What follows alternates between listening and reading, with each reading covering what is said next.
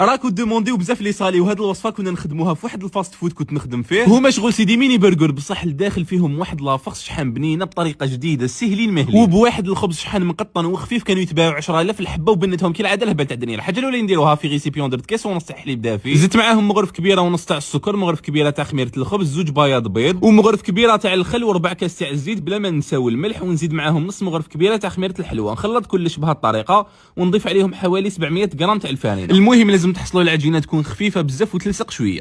بعد ما عجنتها ملي حضفت عليها 70 غرام تاع الزبده وزدت خليتها تعجن شويه، بعدها نغطيها ونخليها تخمر. بالنسبه لافارس في مقله درت فيها شويه تاع الزيت، حكمت هنايا كميه تاع صدر الدجاج قطعتهم مربعات يكونوا بزاف صغار، درت فيه ملح فلفل كحل شويه تاع لاموطارد شويه تابل الدجاج وحمرته مليح حتى وين لابا تاعي. بعد ما خمرت ديغازيتها وقطعتها الكرات يكونوا صغار، درت الوزن تاعهم 70 غرام. معناتها تحبوا تكبروا الحبه ولا تصغروها كيما حبيتوا. نكورهم ونحطهم هنا في سنيوه يكون فيها بابي كويسون، دهنهم من الفوق بهذوك زوج صفار بيض اللي قعدوا لي، درت لهم شويه تاع الحليب. كي تحطوهم في سنيوه خلوهم يتضاعف الحجم تاعهم شويه، بعدها تدهنوهم بصفر البيض مع الحليب ودخلوهم يطيب. هنايا خدمت صوص بيشاميل تكون سامبل كيما مدارين نديروها، برك تكون شويه عاقده، وضفت عليها زوج مغارف كبار تاع الجبن المذوب من عند تختينو راح يضيف لنا بنه بزاف. هذيك لاصوص بيشاميل خلطتها مع هذاك الدجاج وتكون واجده بهذيك الطريقه لافارس. الخبز تاعي طاب وتحمر يجي بزاف خفيف ومقطن كيما راكم تشوفوا. شوفوا كيش يجي لداخل. هنا نعمروه بهذيك لافارس. هنايا كالعاده نزيد عليهم بنه على بنه لي سلايس تاع تختينو ويكونوا واجدين وبصحتكم.